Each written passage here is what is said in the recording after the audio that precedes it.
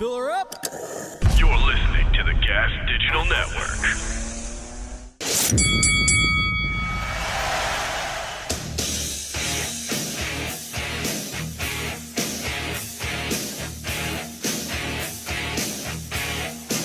Ladies and gentlemen, your host for the House of Hardcore Podcast, Tommy Dreamer.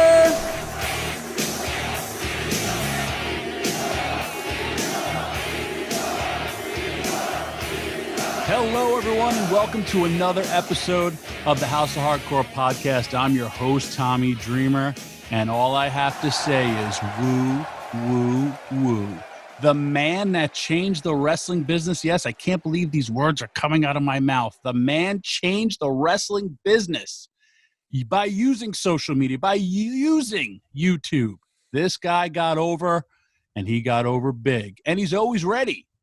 It is the one and the only, formerly known as Zack Ryder, Matt Cardona. How the hell are you? What an intro, Tommy. I mean, you would think that I paid you for that intro. That was a great putting me over. I don't know if anyone can see this. You're wearing my shirt. Yeah, man, we're going to air this live on the YouTube, man. You got YouTube over. You should have took stock out on that company. Well, thank you very much, Tommy. I'm glad to be here. I was actually telling Chelsea today that there's like a handful of people in this business I feel like I would do anything for, and you're on that list. Well, I appreciate that. So when you texted me and said, will you do my podcast? I said, yeah, let's do it tonight. I mean, did I necessarily want to do it? Of course I did, Tommy, of course. I'm sure you're flooded and inundated with, can you do my podcast? Can you do my podcast? Well, anything for you, Tommy. You're on that list of people that, I owe a lot to. I'll kiss your butt for a little bit right now, you definitely got Brian Myers and I are starting WWE, literally. Got us our tryout. I'm sure you put in a good word for us as well. And we got hired, and, we'll talk about the ECW stuff where I thought I was retiring you, but yet you still wrestle. I'm kind of confused about that, but I thank you for a lot. So, all right. So we'll start at the beginning. When the hell did you first fall in love with pro wrestling? This question gets asked of me all the time. Like, what's the first match you remember? Or what's the first memory, the first action figure? I don't remember. My whole life has been wrestling.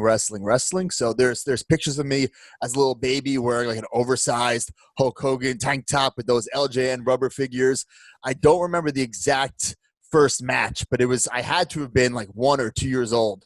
And that it just has consumed my life ever since, which is weird because like my dad wasn't a fan growing up. So I don't know if I just like stumbled upon it on TV one day, because Saturday mornings, maybe I was watching cartoons and then wrestling pops up. I don't know. But it was just something that I was obsessed with. And, the early 90s, kids my age loved it. It was cool with the wrestling buddies and the Hasbro figures. And then it was not cool anymore. And that's when I stayed watching it. And I think that's when that's what really got me super hooked, because it was just myself and my brothers, and we, wrestle in our backyard or play with the figures, and nobody else liked it.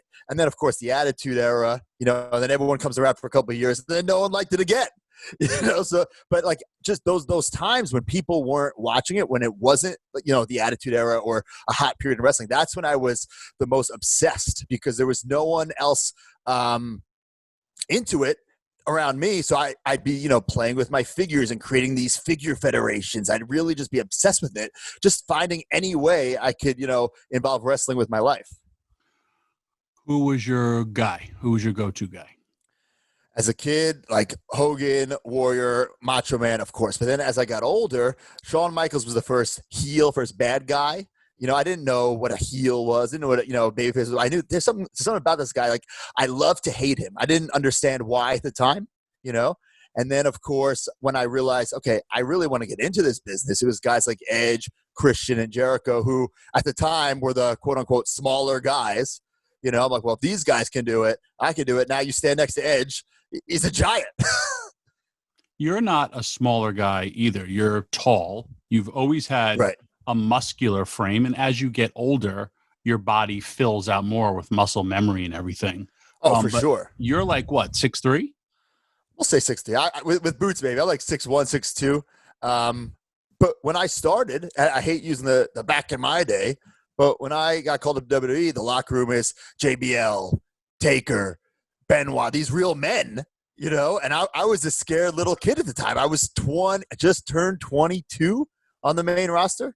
Like we got let's signed. Let's not give that away yet. Let's not give that away yet.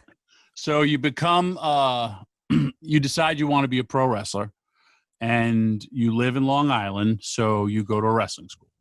That's right. I knew right away in high school, this is what I'm going to do. I'm going to be a WWE wrestler. I'm going to be a pro wrestler. Everyone thought I was crazy. Even my mom thought I was crazy, and I get it. I mean, I was a skinny little kid. I wasn't very athletic. I wrestled in high school. I backyard wrestled in high school. Don't try this at home, kids. But it was the only thing I ever wanted to do. So I made a little deal with my parents that if I went to this community college, Nassau Community College, which if you ask anybody, it's basically 13th and 14th grade. You know what I'm saying? It's a little continuation of high school. But I made a deal. If I went there and took those BS classes, that they would pay for my wrestling school. And I found the NYWC on Long Island, New York. And luckily, Mikey Whipwreck just so happened to be getting involved with the company at the same time. And it was just this perfect storm of, I was there, Hawkins signed up, Mikey comes in, and then things just started spinning out of control in a good way, just really, really fast. Now, you never met Hawkins, Brian Myers before this? No, which is crazy because we grew up 20 minutes apart. We basically lived the same life, like two kids who just love wrestling, never grew out of it. We both collected the figures and stuff. And then when we met at NYWC, we actually did not like each other one bit because we were each other's competition. I didn't grow up wanting to be a tag team wrestler. He didn't either. So we didn't see that right away. I think it was Mikey who said, no, these guys should be a team. At first, I'm like, this guy is my competition. Now, I remember that's where I first met you. Yep. What was it, Psycho Circus? It was something where all of a sudden, Hawkins and I, we were in this little group called the Rat Pack. We wore club clothes, street clothes, dress clothes. And then all of a sudden it was, we would be a regular tag team and you were going to be our mystery partner, out of the blue. And we're like, what? And at the time, you're working for WWE. You're signing guys, I'm like, we got it. I was super duper nervous. We have a match, I believe. Weirdo Striker, the boss, right? Weirdo Striker was involved. Mick Foley was involved. Mick Foley was involved. So at the time, this was the greatest night of my life. There's still a picture that I have. It's pre-digital cameras. It's so grainy. It's me, Brian, you, and Foley with our arms up. You would think it's WrestleMania. And at the time, it was WrestleMania to me, but it's NYWC insert show, And from there, yes, you guys did impress me. And I remember Johnny wanted to do local Tough Enoughs. And I brought you guys to that local Tough Enough in Nassau Coliseum. Yep. I was pushing for both of you. And who's the other guy? The accountant guy. Whatever happened to him? Fish was the guy. Yeah, but no, there was another guy trained from Long Island. Oh, as well. Mason Rage, maybe? Yeah, he was bigger. They wanted bigger guys. Yeah, bigger guy. Yeah, and it came down to, it was the four of you and Bobby Fish, the three of you, and the two of you. I don't remember what happened to the accountant guy. So I'm pushing for you, and John's like, yeah, we'll see how he does. And then I was able to bring you as an extra as well. Yeah, Correct. we actually, the only extra work I ever did was at Madison Square Garden, and I wrestled Matt Morgan on SmackDown, which at the time, looking back, we had no business being there. We had no idea what extra talent was. We walked into the male talent, put our bags down, sat next to Bob Holly, and then Morrison was like, "There's a locker room for you guys, down there. You guys gotta get out of here." How old were you then? I was 20 years old.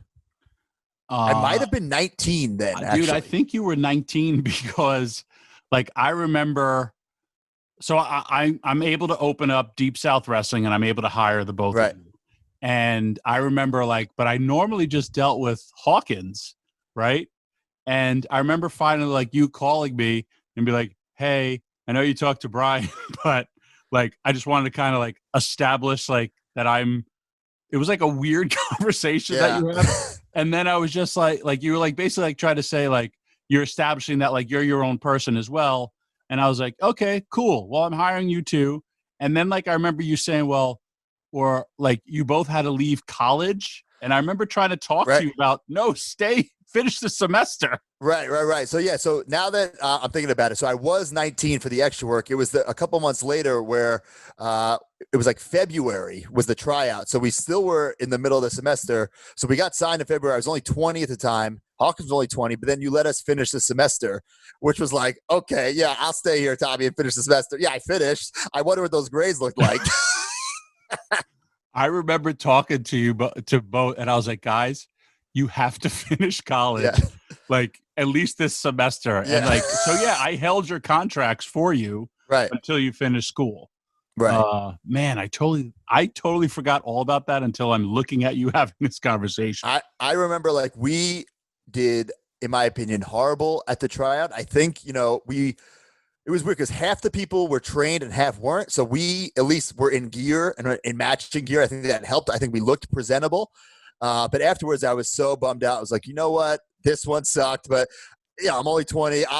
The next one, I'll do better. And then a couple days later, I'll never forget, I was pumping gas and you called me up and you told me. I ran home. I told my dad, and then I had a hell of a workout at the gym. I was so pumped up.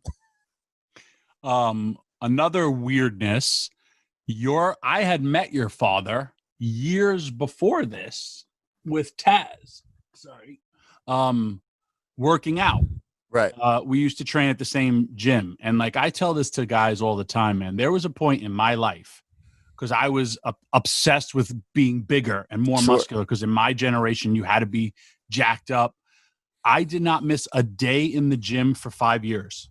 I was one of those weirdo people that were like, if I miss a gym, I will get small. Right.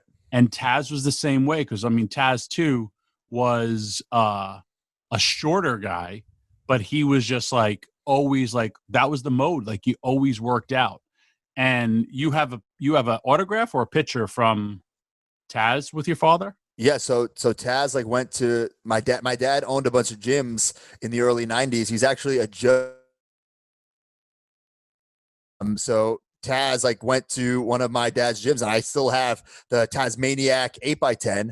So he was my guy for so long because like I knew him as Tasmaniac. So I'd be reading like the PWIs. I'd follow him along, Tasmaniac. And that's how I found out about ECW, because I didn't have the internet yet or stuff like that. And it was on super late at night. And it wasn't until I found out through these magazines that he's in this thing called ECW, where I found, I could watch it like 2 a.m. And then later with the internet, of course, it all blows up. But before that, it was all because of the magazines, which is crazy because like magazines, they don't really exist anymore, wrestling magazines. I was just I interviewed Blue Meanie before you, and that's how I got my information. Wrestling magazines was the internet for us, and you have no clue the excitement, like how you get when you're weird and you get a new action figure and you get to open it up, all that stuff. That's how I used to get when I would go to my mailbox and there would be a brown envelope with these wrestling magazines. Oh, I believe it. Like who's going to be in the top 10 this month? It was amazing. And all these, and it introduced you to like all these other wrestlers and like these bloody other people. And like, I grew up during the era of cable where, there was 5 wrestling companies on at one point, the territories. It was an outstanding time to be a fan. So then now you're a 20-year-old kid, and I want to say for everybody, it's like a reality check. Now, like, you think you just get signed to the WWE. It was for what, $500 a week? $500 a week, yeah. But also for 20-year-old kid. I thought I was rich, Tommy. I thought I was rich. So a couple of days after my 21st birthday, we drove down to, which we were told it was Atlanta, Georgia, but it was McDonough, Georgia, which is like the shits. It's like 2 roads. There's an IHOP, a wrestling school, a Gold's Gym, and a Walmart. But it was like my real college because I never lived away from home. So I was with Hawkins or Brian Myers in our apartment. I was getting $500 a week. I thought I was rich, and I was wrestling every day. And like, you hear the horror stories of Deep South, and yes, it was very, very hard, but the camaraderie, like we were all brothers and sisters, and there was such a small, tight-knit group. So yes, practice sucked and it was hard, but at the end of the day, we'd go out and party together or get lunch together. We were a family. So I look back at those Deep South days, and like with, some of the best days of my life. At the time, scared to death of going to practice, having nightmares about practice. But looking back, I loved it. Dude, I mean, it's a different business. Like when I went, I used to get stretched. And if I made a mistake, like if I got up the wrong way, my trainer, Johnny Rods, he would step on my fingers and he would do it. And if he broke my fingers, it was fine. But he did it to show me, if you get up the wrong way, you're going to get hurt. And if you get hurt, you're not going to make any money. So, I mean, it's different training. And I also did, and I do feel, because I mean, you see it in football, you see it in other sports, this business is very hard, and it does somewhat eliminate the weaker ones, or it makes the good shine in people. Because, like, I mean, even like, there's so many times when I wanted to quit this business. Right. And it's the old, well, you know, back in the day, they'd beat you up, you know, even Hulk Hogan, they break his leg, he comes back. It's the people who come back that really, really want it. And I mean, I've talked to other athletes, and they have all been through the same thing, where it's like, I wanted to quit. You know, baseball players in the minor leagues, they're making less money, and they're signed to like the New York Yankees, and then they're making $400 a week and having to pay their own expenses, all that stuff. So the strong survived, and you survived. That's why you're always ready, bro. Like you think back, or I think back, and like everything all the like the mind games from Bill DeMott, like I needed that. You know, I needed to know, like, nobody could mess with me ever again. Like, no BS, like I wouldn't let things get to me. I think Bill prepared us for that. You know, like the tough love and the mind games, like no rib, no like politics, no, I wasn't going to boo-boo face. Like he taught us how to act in that WWE environment. So when we got called up, we were ready, because, you know, everyone knows it's crazy back there. And if you're not prepared, like, you can go insane, and people go insane and they think they're prepared. So I thought you were going to be one of those once you got called up there. So now you get called up to the WWE. How old are you? So I was 21, just about to, it was weird because it all happened, like, I was only in developmental for about a year, and they closed down Deep South. So now it was Johnny Ace and Nova came down to shut down Deep South. We were all in like our business casual. We thought having this important meeting, and we were, but it turned into, okay, guys, clear out this building now. So we're all in like polos and dress pants, and we're taking apart the ring. There was those giant pay-per-view banners. Hawkins and I ripped one off the wall to get things started. I don't tell anybody, I stole a couple of those pay-per-view chairs, you know, with the padded logos and stuff. And then some people were going to go to OVW, and then the rest were going to go to the new FCW, which hadn't even opened yet. So Hawkins and I were going to go to OVW. But in that week, we got called up and debuted on ECW, or the WWE ECW. Correct. I forgot that Hawkins was there too. Yes, did you guys come up as a tag team? Yeah, we were the Major Brothers, Brian and Brett Major. The Major Brothers. Right. That didn't last too long. It did not. It did not go over well. I think there was supposed to be a tag team division on that ECW, and it didn't work out. So we were just there, and we did not fit the ECW mold whatsoever with that like 80s rock and roll express style gimmick, you know? So eventually we got drafted to SmackDown, and we didn't do anything. I remember you would always like tease, like, they're going to release you. They're going to release you. I'd like scare us to death, because you're always looking after us. But it wasn't until we decided, like, because at the time we were still doing OVW. It was weird. So we were called up but still doing OVW. And the writers were coming out to OVW. I'm like, well, what are we going to, show these guys? We're already here. Because, you'd always like pitch something to the writers to get called up. So the show Entourage was really popular, and Brian and I loved that show. And we're like, well, what if we're like Edge's Entourage? And we pitched it. We had the clothes already because we're big marks, so instead of like Major Brother music playing, like Edge music hit. No one knew what was going on. We came out dressed as Edge, and we did this fake phone call where we're getting Edge coffee or something like that. And the writers seemed to like it, except they needed, this is great, but Adam needs to approve of this. And at the time he was injured, so we didn't really know him besides like a hi and bye. And Brian got his email somehow, and he pitched him the idea through an email, and the rest is history. We became the Edgeheads. All right. Well, I got to back up for a second. After you went back, the Edgeheads happened after ECW folds? No. ECW is still around, but we leave ECW, go to SmackDown as the Major Brother, still do nothing, then become the Edgeheads. Then after the Edgeheads, I go back to ECW. All right. See, that's why I got confused. Yeah. The Edgeheads was a hell of a run. I love the gimmick, and it also gets you to what? Your first tag titles? It gets us to first WrestleMania, first tag titles. And before, we were doing literally nothing. Like, we'd be sitting in catering or doing, like Derby Park at OVW. And then a couple of weeks later, we're wrestling The Undertaker, Ric Flair, Batista. So the learning experience was like, it was unbelievable. Now you come to ECW. I was happy because, I always saw star quality in you. You're a heel. You're doing good. And I had known I wanted to leave WWE. And long story short, I basically leave the WWE. I was with you that night. We roomed together. Right.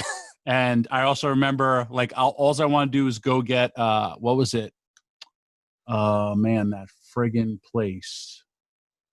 Fast food place. I just ate there. What the hell is the name of it? I don't remember. And I ordered a shake. I wanted to have 2 Oreo shakes. And I was just like, I just basically quit the WWE. And I'm just going to have, and I wanted a pumpkin one and an Oreo one. I got the Oreo and they told me that they're out of the pumpkin. And I was just like, I'll be back at 5 a.m. I go, what time are you going to be here? And at 5 a.m., I'm coming back. And at 5 a.m., I got my pumpkin Oreo milkshake. So I leave. And then the next day, 2 days later, they basically tell me this awesome story. It was Ed Koskey. And he says, just when you thought you were out, they drag you back in. And he tells me a long story, which I'm not going to repeat. But basically, Vince McMahon, after he knew that I was gone, said I wasn't. And basically, he yelled at them for that's all you're going to do for Tommy Dreamer. And then we have our match at the Meadowlands.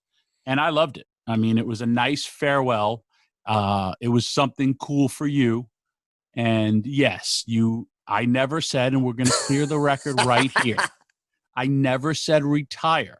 I said I would leave ECW. Now I knew ECW was on teetering. So I said I would leave ECW. And I love the match that we had. I love the fact that I was able to incorporate my daughters. I love the fact that it gave you a nice little push. And I got to say goodbye. And I was happy I was able to do it with you because you're someone that, I pretty much helped hired and always looked out. And I wanted you to be like old school. The veteran endorses the younger guy. And you did. I love our match. I could go back and watch it. Oh, me too. And I was really, really proud of it. So ECW goes away. Now you're floating again. Right. So ECW was great because after the Edgeheads, came to an end, we were just the Edgeheads. We were just the Edge guys, 2 guys who looked like Edge, doing nothing. We'd be like, losing a great Khali in a handicap match or losing a Finley and Hornswoggle. And then there was a draft, and I had been pitching to do this like Long Island douchebag character. I wanted Hawkins with me. I wanted him to be like my straight man, kind of like face palm every time I'd be doing something stupid. But they wanted to just split us up. And, what am I going to say? No, so I got drafted to ECW. He went to SmackDown. And then I was able to cut my hair and do the woo woo woo stuff.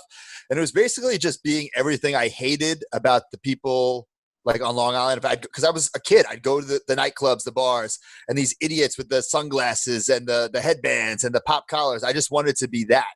I wanted the one-legged I just wanted to be as different from the Edgeheads as possible. And it was a great learning experience working with guys like, I'm going to kiss your butt again, but you and Christian and Regal, like all these guys who were, I think, it was great. It was a mixture of these veterans and these up-and-coming guys. And it was an awesome time for me. But then once ECW folded and I moved to Raw, I was doing nothing again. I loved your one-legged gear, by the way. Thought it was awesome. So now you're doing nothing, and this is where you decide to kind of, I don't want to say show some balls, but create something for yourself. Yeah, so I think it was about a year of just floating on Raw. Like I'd be on, I got hit by the big like jackass hand or something. Like I was always doing something, but nothing I could really sink my teeth into.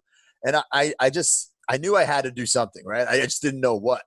And I got a flip camera for Christmas. They don't even make flip cameras anymore. It's basically just like this little handheld video camera. And I decided to start this YouTube show. I didn't know what it was going to turn into. I just kind of wanted to show my personality on the internet, because YouTube, it's still huge, but then it was really picking up steam. And I knew I was watching YouTube shows, these vlogs, what they weren't wrestling related. I'm like, why can't I do a wrestling one? And listen, I wasn't the first person to do a wrestling web show. Like, there was Miz and Morrison with the Dirt Sheet. There's a couple other ones, but I think I was the first person who did it themselves completely, who filmed it, edited it, everything. And also it was a mix between my personal life and my wrestling character. So I think it really let people in.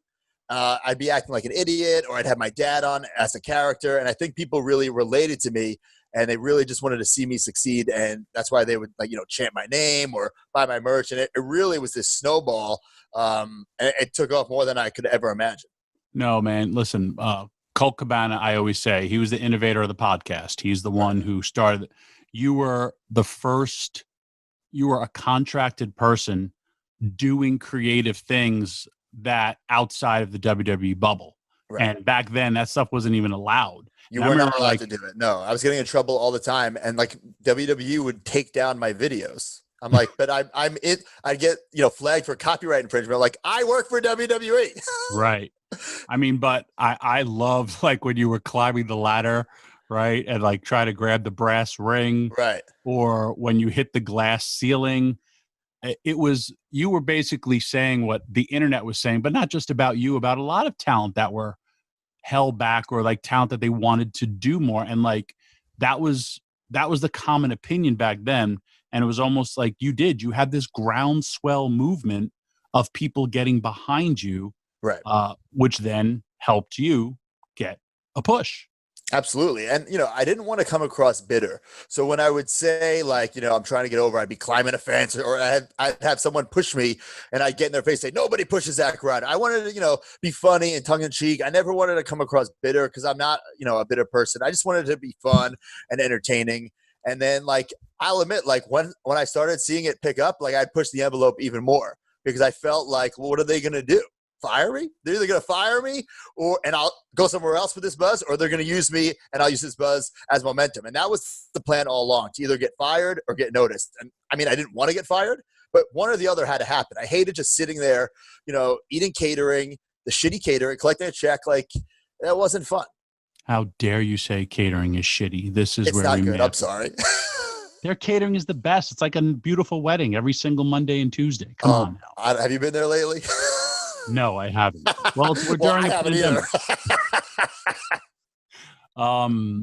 Impact Wrestling, we have bags of Arby's. Come on now. It's individually individually packaged. Hey, free food is free food. That's right. So you come back. I remember, forget about Long Island. Long Island, if you walk, it's like me returning to the ECW arena. You're guaranteed to pop in that venue for the rest of your life. Right. It was against what? John Cena? Do you feel that's your defining moment where you were just wow, this is next level for you? No, the Cena stuff was way after, where all the momentum was taken away. But like you said, that was in Long Island. So the people still gave a damn, I think it was MSG. It was it was Morrison versus Ziggler in a match that I should have been in, because the whole, I'm not saying I should have been in it, but Ziggler and I had been doing stuff on my YouTube show, which again, just doing stuff without creative, approval, just building this storyline that WWE did not say do it. We were just doing it anyway. And then for Survivor Series, the match was Morrison versus Ziggler, and the entire match, the MSG chanted, "We want Ryder." And luckily, I was booked to come in and do a little run at the end, thank God. But just to have that building that I go to so many times as a kid. I mean, it's Madison Square Garden, but to be there, not only as a fan, but I'm in the ring and they're chanting for me. Oh my God, that was when I'm okay, we got something here for sure. I just watched the Royal Rumble from the one that I was in, and we talk about moments, and you'll get this when you're older. I literally was watching it. I started to cry. Right. because I was like, here's Shawn Michaels, here's The Undertaker, Madison Square Garden. Just like me, man, I went to so many shows there. And when you have a sold out, because they always say if you can make it there, you can make it anywhere.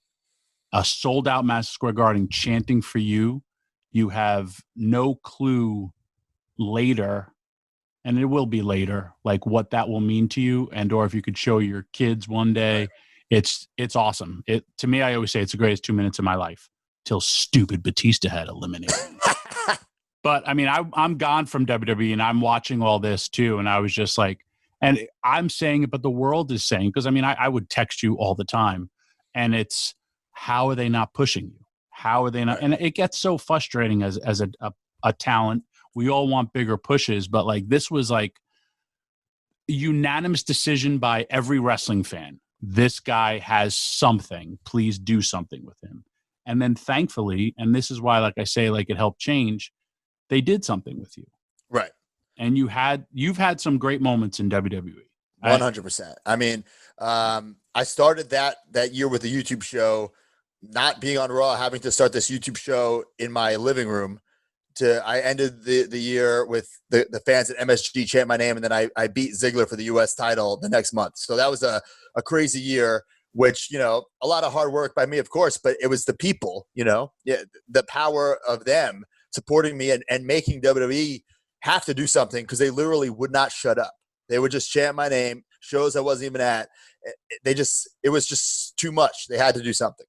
And like also like when I say like this groundswell for you, because then later we saw that with Daniel Bryan, and sure. like even like bringing him back to get employed. Matt Hardy had the same stuff as well. And, people have now used, forget about social media and the internet to promote themselves. It's commonplace, but you were the first.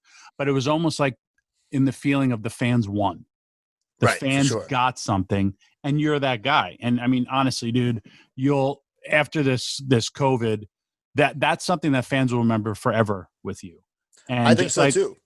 Just like when I walk out and they chant ECW, they're going to say that's our guy. And because you captured a different audience, that YouTube audience is a totally different audience. And I mean, you could see what your success with your stupid toy show and like all that stuff, but like people love you. I appreciate that. And I do believe that they don't forget, because, things happened afterwards in ways, things didn't go my way, but every time I did get a little something, the people were right there with me, like nothing had ever changed. So whether I got put in a WrestleMania match, or wrestling John Cena, they made me feel like I never missed a beat, that I'd been getting this push the whole way, which, they didn't have to do that. And then when it almost be like, you know what, like I am as good as I think I am. They do still care, so I always appreciated that from the fans. Oh yeah. Well, self-doubt can creep into your head. And I remember like, I was Tommy Dreamer from ECW, and now I'm Tommy Dreamer in WWE. And like when they're not using you, they're just beating you. And I'm like, am I not good? And it's so stupid to say that, because it's a fake. You're only as good as what another person sees in you. Right.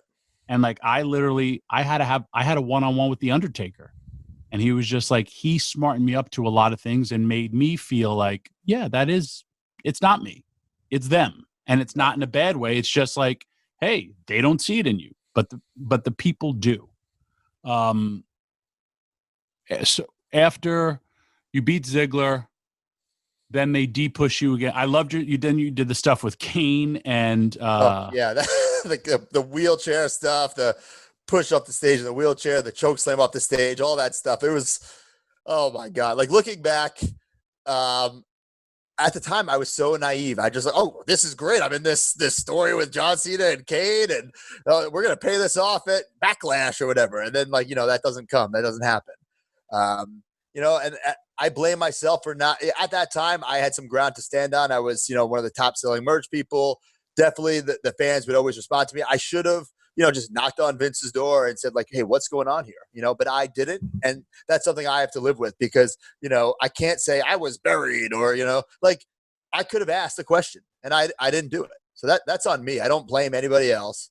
Does it suck? Like, yes, it's unfortunate, but it is what it is. And at the time, like I was just too naive or too intimidated to go up to Vince and ask, or like I said, I just thought it was part of the process. Okay, well now, Kane pushes you off the stage, and okay, then you're wrestling at Backlash, and then, but shit happens. Your TV girlfriend makes out with another guy. That's right.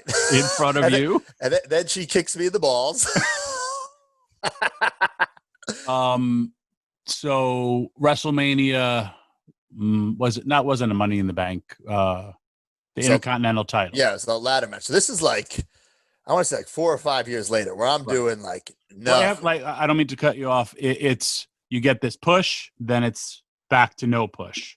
Then it's a back little to like worse than before. Yeah, like still there, still here. Still have a job, still doing like the live events every once in a while. I'll be on a random loop, you know what I'm saying, but never doing anything substantial on TV. Of course, I'm pitching ideas. I'm asking, I'm trying to figure out what's going on. And eventually I had a talk with Triple H, and a couple of months later, I was sent to NXT to team with Mojo Rawley for this team, the Hype Bros. And hey, like this at the time, NXT was not how big, it wasn't as popular as it is now, but it was an opportunity for me. Like if Triple H is sending me there to do something, I'm going to make sure this works, or I'm going to try my best at least. So I was there for about a year. It was such a weird schedule because I'd do the WWE schedule, and then instead of going home, I would just do NXT, then WWE, NXT for about a year. But nothing was happening. Like we weren't getting called up as the Hype Bros.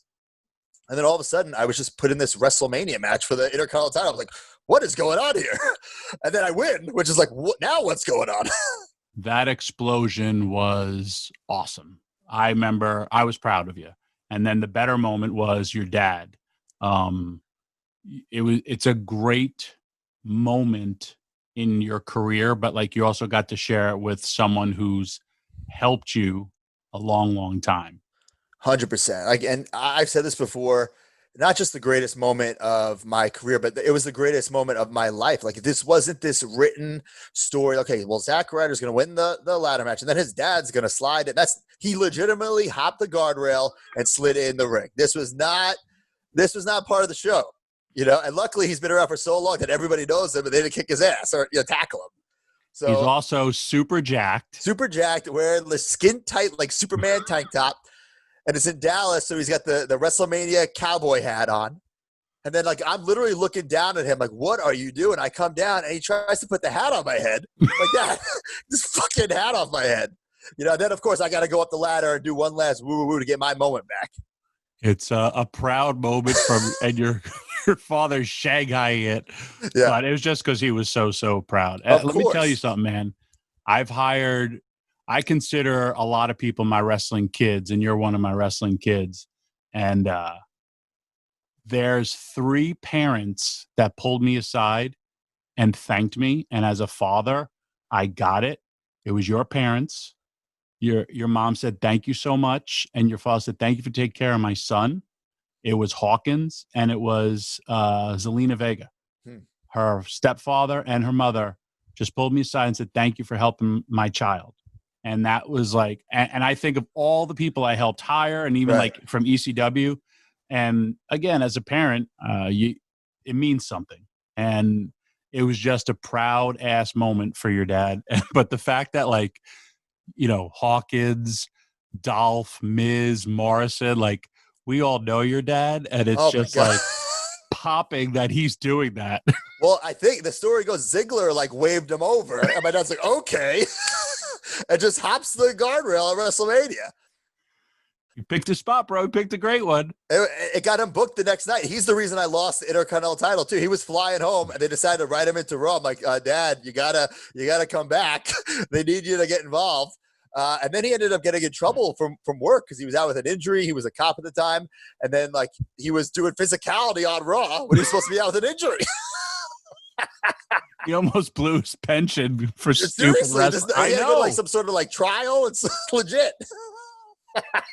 I always said, and we all said it, like when your father saw Vince, because your father has such an impressive physique. Yeah. He'd be like, "Who is this guy?" And he'd want to push him, and it totally happened. Yeah. Did they meet in like an elevator or something? Oh, absolutely. Yeah. And then my dad got like Vince's trainer's number and then tried like to get like a leg workout like going. I'm like, Dad, just please stop. Please stop. No matter how old you get, bro, your parents will always embarrass you. And he's crazy. He's definitely a character, and my biggest supporter for sure. So we joke about him like coming in and putting the cowboy hat on. But at the end of the day, I have a painting of it in my house because it's like that moment defines like my life. It sounds crazy to say. I think you have to be in this business and really love it to understand. But that moment was the culmination of everything up to that point. Absolutely. I also remember how hard he shakes people's hands. Yeah. And I remember like I went to like give him a hug or like say something, and like he was like, I just had surgery. He was like moving like a robot. Oh, yeah, he got his hip replaced. And I was like, oh, nice to see you. And he did like one of these, and he sterned me, and I was like, oh, yeah. Okay, sir.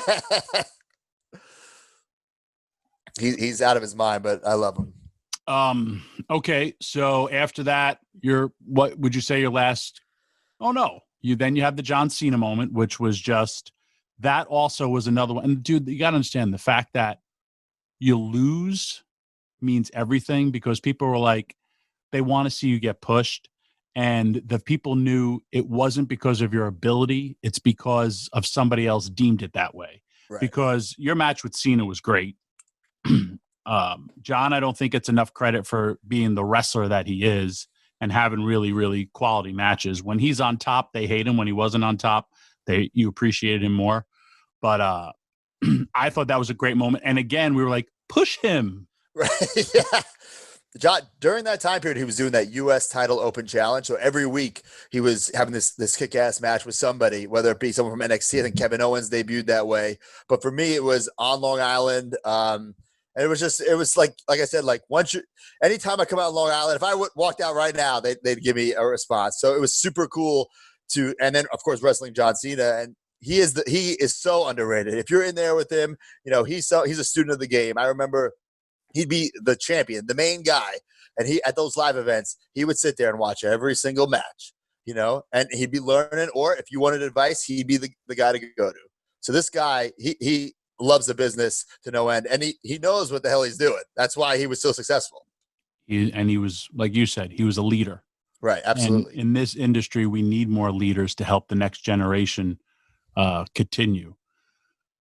Your last push is you're not doing anything. You and Brian hook up again, tag team.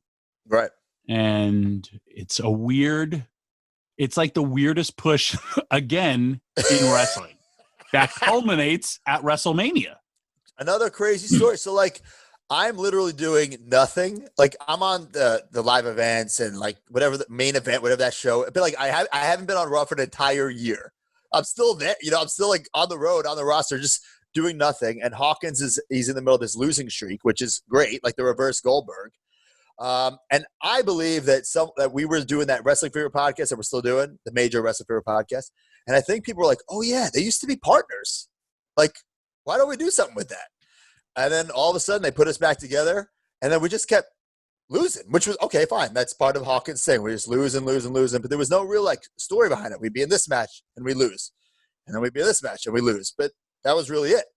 And a couple of weeks before WrestleMania, we went to Vince because we wanted to pitch to have Hawkins win that Andre the Giant Battle Royal, like something where we'd be the last two, and I would kind of like sacrifice myself and have him win, break the streak, win a WrestleMania. And Vince, he didn't like it. He didn't like the idea, which was fine. Gotta fight for competition. He didn't like it. But then a couple weeks later, out of the blue, oh yeah, all of a sudden you guys are wrestling for the tag team titles of WrestleMania, the pre-show, but whatever. At this point, it's all WrestleMania. It's all on the network now, baby. So we're like, what? Like, I have to believe it's because we went in and talked to Vince, and it just like something clicked in his head, and he's like, oh yeah, these guys, because there was no reason storyline wise for us to have this match at WrestleMania. Zero reason. We were doing nothing. Well, I watched that show. I got paid to do a WrestleMania party in Jersey, and that was the night Kofi won, and I saw how happy the fans were.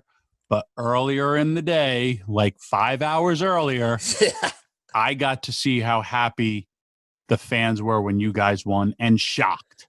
Right. but it was just like, everyone was just like, yeah, they're finally doing something Yeah. with him.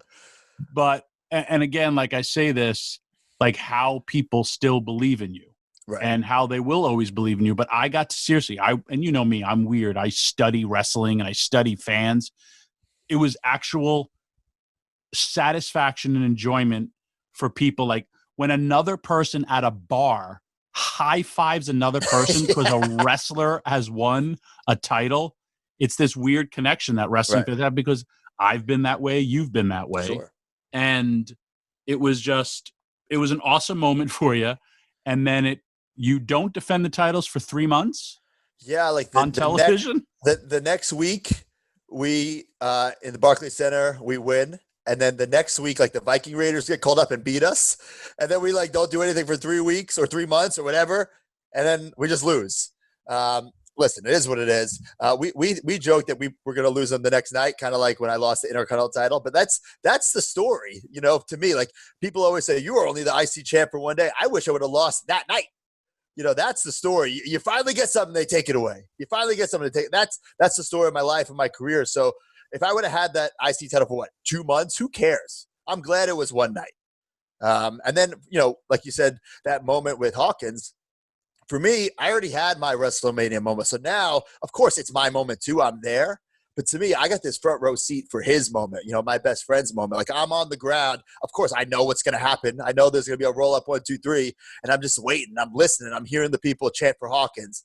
And then to hear that pop when he finally gets that 1, 2, 3 and breaks the streak, like I have the best seat in the house. You know, I loved it. I loved it for that reason. That's great. And again, I was happy I got to see it. I've seen all your moments, and from the guy who pretty much hired you, you lasted longer than I did. And you have more action figures, you have more WrestleMania moments. But it is cool. And if you do, you go back. I know you're not bitter, and I know like everyone says they could have done more with you, but you're going to go back and look at yourself, and after, you know, you have a name in this business for a long, long time. That's something that you've always wanted, and you'll always have that. And I appreciate that. I wish indies were around. Well, I don't, because you'd be taking all my indie bookings, and I'd really have heat with it. All right. So let's talk about your action figure. We got to address it. Of course. You have a love of action figures. You have your own podcast, which I think you're reinventing yourself as well. And because I see how like you did, you know, your shows, and they're over. Right. And like every time I'm included or there's stuff on social media, you have, again, this movement for your podcast is a niche for a niche of a niche. Exactly it. Like you need to like wrestling, like podcasts, like wrestling podcasts, and like wrestling figures so much you want to listen to a wrestling figure podcast. But so that audience, it's small, but they're diehards. You know what I'm saying? If you're that in, you're in. You know what I'm saying? They're very passionate and very supportive. You know, Hawkins and I, we were just kids who never grew out of wrestling, never grew out of wrestling figures. And that's what kind of broke the ice between us when we first met at wrestling school. Like, I don't know how it came up. Like, wait, you like wrestling figures too? Oh, come over and see my bedroom, you know, something like that. And we just never grew out of it. And of course, like when we first got called up, like, listen, we weren't being like, hey, Undertaker, look at this figure we got today at Walmart. Of course not. Of course. No, different time, you know? But now it's like we can talk about it, and, you know, we can, you know, go on figure hunts. And if we bring our stuff into the locker room, it's just a different generation, you know? So everyone who's in the locker room now, they grew up with us. They grew up on the Saturday morning, you know, on Superstars, on the Wrestling Buddies, on the figures, on the ice cream bars. So like one time we brought this wrestling ring in that we found, and everyone was like, oh my God, I had that. I got that for Christmas, or I had that for my birthday. It's just a different time, you know, a different generation. That's all it is, you know? All right. So a week before you get released. Oh, that's right. You make me, was it Hawkins? I asked you to do. I do all the work. We call him bare minimum Brian when it comes to the podcast. So you asked me to heal the hell out of you. And of course, I'm going to go for the jugular. Sure. And I basically, long story short, placed a bid for a Greg the Hammer Valentine Rhythm and Right. Blues I feel like you action ask me figure. about this like every month at least. Something comes up about it. Oh, no, wait, because you have to make sure you watch Impact Wrestling because there may or may not be a few references in Wrestler House about you. Okay, I'll check it out. So you have this action figure, you have this obsession. You bid 40 what? 2? Okay, now, Tommy, I Tell I your did- story. All right, well, I'm going to bore people, so I'll condense it. This Toys R Us ad comes out in the WF magazine like 1990, 91. It shows all the new tag teams, including Rhythm and Blues, who's Greg Valentine, and Honky Tonk Man. Long story short, that Greg the Hammer Valentine with the jacket, with the black hair, never comes out, right? Everyone else comes out except for that Greg the Hammer Valentine. Years go by, years, decades, and it pops up on eBay, and I'm in this bidding war, and I lose. I bid like $12,500 and I lost. Okay, I lost. But years later, another version of it pops up. And yes, I did spend $43,000, Tommy, but it was this huge collection I know. of other pre-production pieces that I've since sold off. I've made my money back. Essentially, I got Greg and got some money. But yes, now I own the Greg the Hammer Valentine Rhythm and Blues.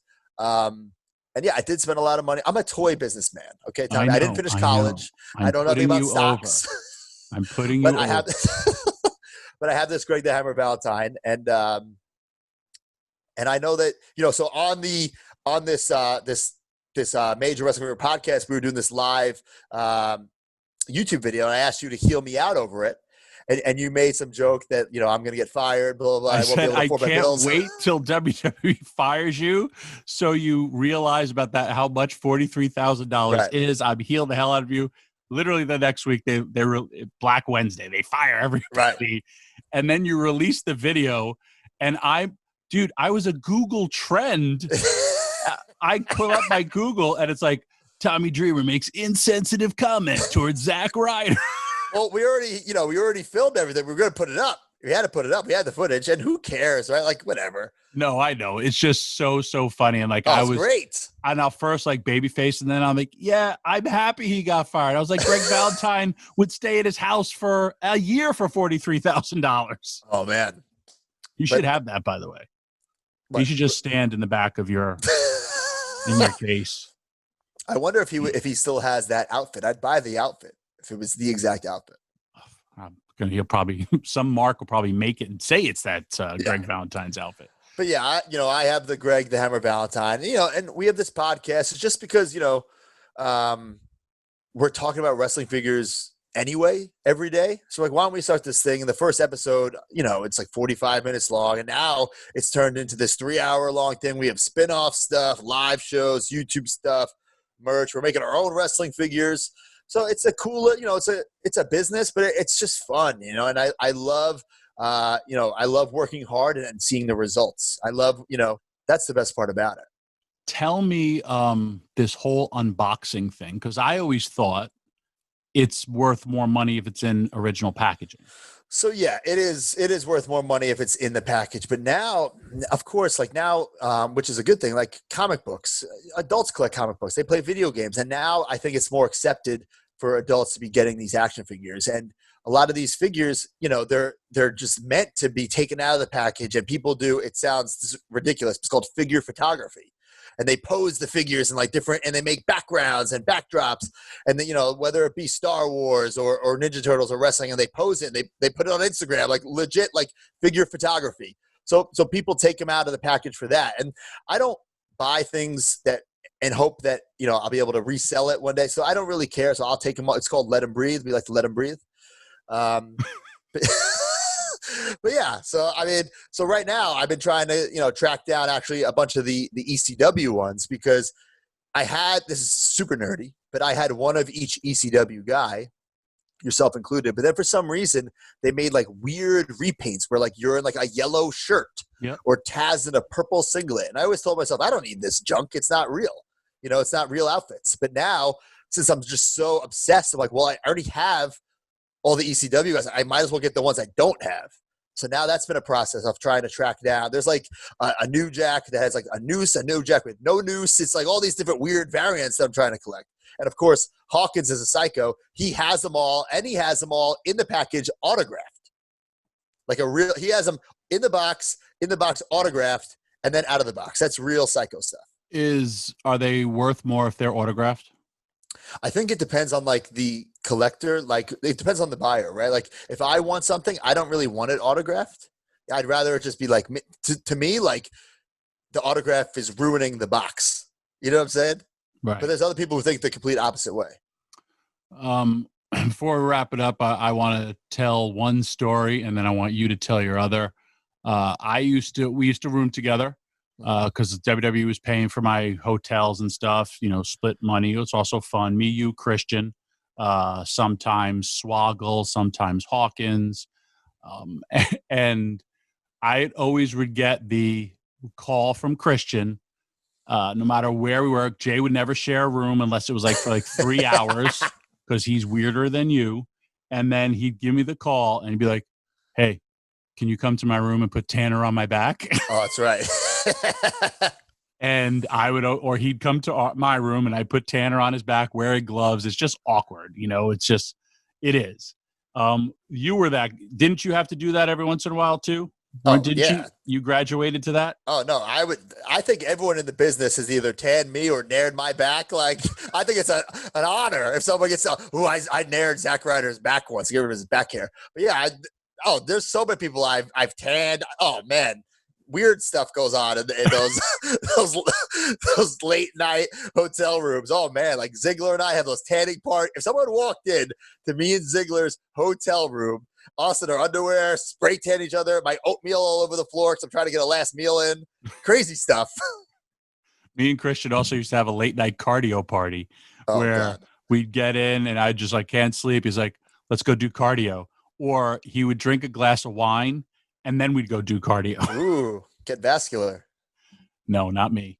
Now tell the famous, because I know he's part of your show, the Rory Fox, the Paperboy from MTV's fame. He gets a tryout against you and in pretty much an enhancement match. Right. Okay, so this is when I just started being the woo-woo guy in ECW. So I was getting some locals to squash, you know what I'm saying? Squish-osh, brother. But I was super nervous because to me, oh my God, this is rapid delivery Rory Fox from MTV. I want to be a pro wrestler. Like I used to study that. I used to tape it and then study it, So to wrestle him was like, oh my God. First of all, I was nervous anyway. And then now I'm wrestling this guy. And I give him the old spot, like, give me a couple of punches, kid, and then pull his trunks into the corner, little heel move. What I don't realize is that when I pull his trunks explode, literally explode if you have trunks, the seams are at the side. His trunks were sewn at the crotch. So picture it becomes almost like a skirt, right? So now he's sitting in the corner covering up. I don't know what happened because I take the bump as I'm pulling him. And he's covering up. I don't think anything of it. And I give him the good old broski boot in the corner, right?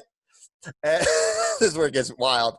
I still don't know what's going on. I have no idea. And then he's like kind of dangling in between the bottom and middle rope. So I pick him up to give him the old slingshot. And that's when I realized, oh my God, like he has nothing on underneath. His dick and balls are right here. Everything, ass. Now like the people in the front couple of rows are laughing. They see this. I give him the slingshot. And I'm thinking, well, I can't pin this guy with a slingshot, right? So I have to give him my finish, bro. No, I got to give him the old Zack attack, which of course is some weird bent over, like knee in the neck, grab the arm neck breaker. So he's like grabbing his balls, like puts his arm up. I hit him with it, 1, 2, 3. And then I'm scared to death that I'm going to get fired when I get through that curtain into Gorilla. But everyone is hysterically laughing. They're already replaying it from every angle. So there's a little dick flopping in the wind. It's like unbelievable. And for years, he thought I did it on purpose. That somebody like, oh, go show him, rip his tights off. Like, if you wanted to rip someone's tights off, you couldn't do it. No. You couldn't do that on purpose. I've seen some stuff on Botchamania where guys can rip their own T-shirts off. Right. And yet, dude, I remember we all were dying where this poor kid is literally naked and you're still doing your moves on him. Yeah, I mean, looking back, wow. And it was on ECW, so it was like live to tape. So they were able to, so the one that you see on YouTube or whatever, it's like basically just camera shots of like my chest up and you hear some weird sounds. Like, there is the unedited footage out there. I hope one day like it's released or leaked somehow because it's great stuff. But now he's now a character on our our podcast, and we did a live show in Chicago where he came out and he actually still had the trunks, which is really weird. And he came out, he was cutting this heel promo, and like I thought like we had kind of rehearsed what was supposed to happen, but he was like really intense. It was kind of going off script a little bit, like in my face, like you could tell it was real, And then the storyline was that he would give me a low blow and pull my pants down, right? So then, whatever, it all goes well, and we continue the live podcast. There's an audience there. We're doing this small bar. But I don't realize that he took my major Wrestling Fever Podcast Championship and went downstairs and was doing like the Shawn Michaels Playgirl with it. Got naked, taking all these photos with it. You and that ECW title photo shoot. So I'm like, Jesus Christ, like, what are you doing, dude? He's a super cool guy, very, very out of control in a good way, very entertaining. But Rory, if you're listening, I did not rip your tights off on purpose. It's impossible. I wish I was that strong. I'm just not. I agree. And I remember originally CW, I did Hindu squats and blew out the ass of my pants right before my match. My music hits, and I'm wearing a green teal thong. Oh, nice. And I had Beulah and Kimona with me, and I pull them close. And as soon as we get into the ring, I tell Beulah, act like you want to have sex with me. And she's like, what? I go, I blew out my pants. Act like you want to have sex with me. And then I tell Kimona, start ripping my pants. Yeah. And I wrestled the entire match with my ass. And that's great. Pretty much, it looked like old school Shawn Michaels chaps. Yes. And I was Mr. Hardcore wearing a green teal thong. Oh, yeah, nice. Those moments. So finally, because I tried getting you for Impact, and you weren't ready for that. You're not ready for Impact. I'm not really sure what I want to do yet. You're ready for something. Ready for something. I think, I just don't want to like take indie bookings right now and then like the show gets canceled. I certainly don't want to do one in front of like 50 people right now. I'm sure I'm going to have to eventually. But I kind of, right now, luckily, with the podcast, I'm staying very busy. And of course, I'm going to wrestle again. If I retire, I wish I made enough money where I didn't have to wrestle again. But trust me, I have to wrestle again. But right now, the podcast, it's really taken off right now because during this pandemic, we've had so much time to really build it and really focus on it and treat it like a business instead of a hobby. So right now, I'm just, having fun, and we'll see. I'm sure I'm going to show up somewhere. Hopefully I show up everywhere. Who knows where I show up? I don't know. We'll see. Well, just like I did to your ex-partner, as you know, and I told you this via text, any way I can help you, I will help you till the day I die or can't help you anymore. Give us your socials so we could plug them on the show. Ooh, I switched all my socials. It's not Zack Ryder anymore. Zack Ryder's dead. So it's at the Matt Cardona on Instagram and Twitter. And then just follow the podcast too, at Major WF Pod. Yeah, it's pretty much it. Just you'll see, pictures of my cats, pictures of my toys. I like when you scare your girlfriend. That's one of my favorites. I'm just trying to get her back. She does that to me, so I have to get her back. You know what I'm saying? I'll give you one. If you have one of those dishwasher things that, like, you spray your sink. Do you have one of those? Yeah. Tape it and aim it right at her before, like, she goes. And so whenever she goes to turn on the sink again, it will spray her right away. Oh, I like that. That's a good one. I love it. Well, I couldn't be prouder of you. You had a longer run in WWE than I did. Like I said, you had more WrestleMania moments. You had a hell of a career, and there is way more to see of you in the future, and the future is bright for you. And like I said, man, as one of my kids, I'm very proud of you and the success and the weird man that you have become.